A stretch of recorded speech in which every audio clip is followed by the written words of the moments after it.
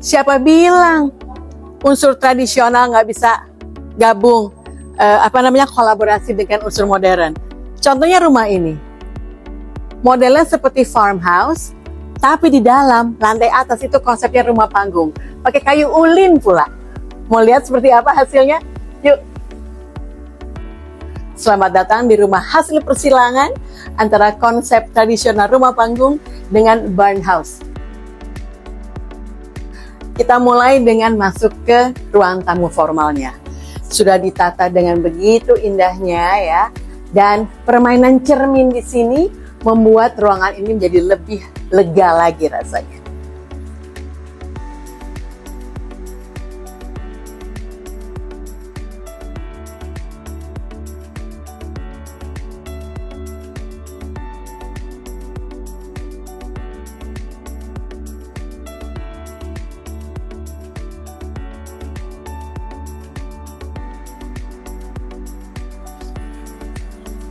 Dari ruang tamu formal ini, kita masuk ke ruang ruang duduk. Ruang duduknya semi formal deh kita sebutnya ya. Nah, di sini kita bisa santai dengan teman-teman. Ada view keluar ya. Keluar ini view-nya apa sih? Nah, ini kalau ada misalnya rekan yang mungkin merokok atau mau duduk minum-minum, ngerasain segar udara luar, bisa ke situ. Sebetulnya, ruang yang di luar itu berhubungan dengan kantor. Loh, rumah kok ada kantor? Emang iya, rumah ini cocok sekali untuk WFO. Itu mah work from office. WFH, work from home. Ya, tapi kan office-nya di rumah juga. Jadi ya work from office, tapi at home gitu ya. Ngeles aja. Nah, ini tadinya adalah garasi. 2 mobil. Nah, sekarang dikonversikan menjadi kantor. Dan kantor beneran. Kita punya ruang meeting, kita punya untuk perpustakaannya, duduk kalau ada klien datang mau ngobrol-ngobrol. Lalu masih cukup bikin satu ruangan yang cukup disekat dengan kusen aluminium ini untuk ruang admin, accounting ya, keuangan. Kan orang nggak usah lihat-lihat. Terus bisa apa lagi kantor ini? Yang salah. Di situ ada ruang duduk-duduk. Aduh, capek nih kerja, gue perlu kopi. Tinggal pindah deh ke belakang. Ngopi-ngopi dulu kita, atau ngeteh, atau makan telepon. Enak juga ya telepon pakai teh. Di sini adalah ruang makan formal. Kayunya bagus banget. Aduh, saya udah nggak bisa komen deh. Ini ya bagus banget digabung dengan chandeliernya. Terus lemari untuk memajang koleksi dari owner ya. Mulai dari yang pernik-pernik barat campur dengan pernik-pernik Asia, pernik-pernik tradisional. Oke banget loh ya. Nah, di bawah sini sebelum kita masuk ke dalam ada 2 kamar tidur di area yang sebelah sini. Inilah kamar tidur utama. Kamar tidur utama ini tidak terlalu besar tapi cukup ya, cukup. Dan dia punya koneksi langsung ke dalam kamar mandinya sendiri.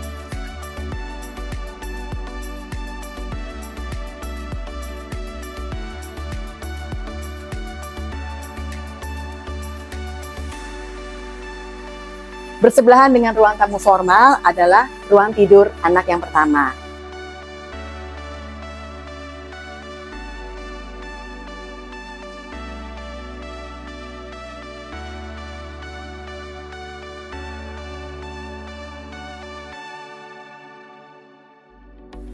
Ruang kamar tidur ini juga sudah punya kamar mandinya sendiri. Oke. Sekarang kita masuk ke dalam lagi ya. Nah, area ini sebetulnya dipisahkan dari area dalam. Jadi seakan-akan itu adalah area publik, ini area yang lebih privat. Kita punya pintu geser. Jadi kalau lagi ada tamu di depan, kita yang nggak ikutan, di sini aja duduk-duduknya. Di ruangan ini kita punya ruang keluarga, ya ruang TV.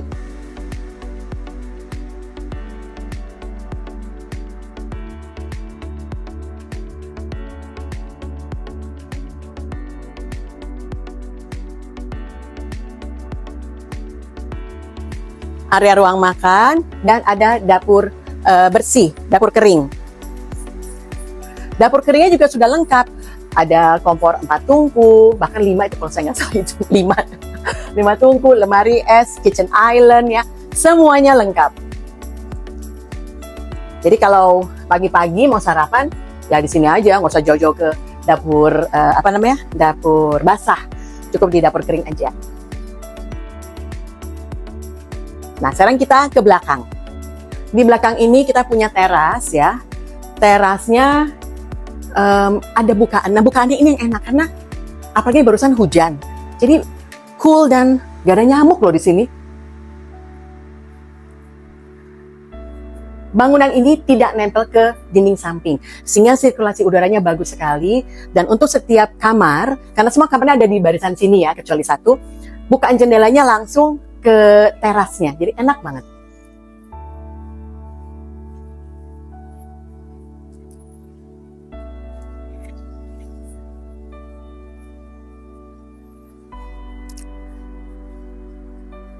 Kamar ketiga di lantai dasar ini adalah ini jendelanya, pintu masuk dari samping.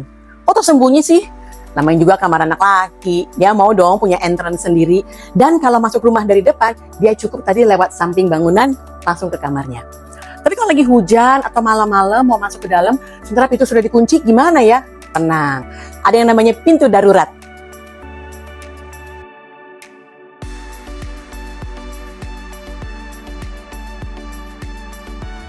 Shh, jangan bilang-bilang ya. Ini bukan cermin, ini pintu. Aku tinggal masuk ke dalam, sampai deh di dalam. Muat loh.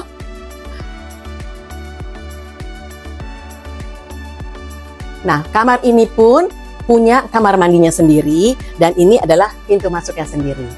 Lebih hebatnya lagi, di samping sini, lewat luar, ada kamar mandi khusus untuk teman-temannya. Jadi memang pemilik rumah benar-benar mempertimbangkan privasi setiap anggota keluarga.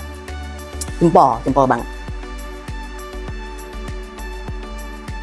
Nah, lantai atas ini konsep rumah panggungnya benar-benar bekerja.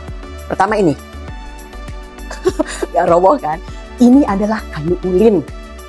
Dan gak cuma lantainya yang kayu ulin. Railingnya kayu. Tangga yang tadi kita naikin, kayu. Hebring ya. Jadi karena semuanya serba kayu, pintunya, kusennya semua kayu ulin. Keren ya, berasa, kalau kata owner, teman-temannya kalau datang tuh, berasa kayak di kampung. Bukan karena rumahnya jelek, tapi karena homey ya, rasanya kayak di rumah di kampungnya lah gitu. Nah, di bagian depan menghadap ke carport, inilah ruang study dari penghuni. Cukup besar ya, panjang sekali ini karena hampir seluruh bagian rumah. Dan dia punya bukaan ke depan, sehingga terang sekali walaupun tanpa lampu. Ada ruang kerjanya, ada area buat library-nya. Kalau mau meeting kecil-kecilan juga bisa di sini. Oke banget kan? Bagaimana? Oke banget ya rumahnya ya. Jadi untuk Anda yang ingin tahu, sebetulnya ini bentuknya kotak persegi panjang ya. Tanahnya memanjang ke belakang, tapi pemilik tidak rakus. Bangunannya tidak mepet ke dinding. Jadi kita punya area di samping, dulu disebutnya beranhang ya. Sekarang ya buat area jalan dari depan rumah bisa langsung ke belakang. Kemudian di belakang diberikan teras. Nggak perlu besar teras, tapi yang penting cukup sejuk untuk udara mengalir. Garasi tadi kita sudah lihat ya, dirubah menjadi kantor sehingga Anda yang mau WFH atau punya bisnis bisa banget jalaninnya. Work from office at home. Jadi WFO. Nah, Anda yang tertarik, ini lokasinya di Joglo. Dijualnya di bawah 10M. Menurut saya ini bagus banget harganya. Sudah termasuk isi. Cus, langsung hubungi saya Ira, kita jalan-jalan ke Joglo. Saya tunggu.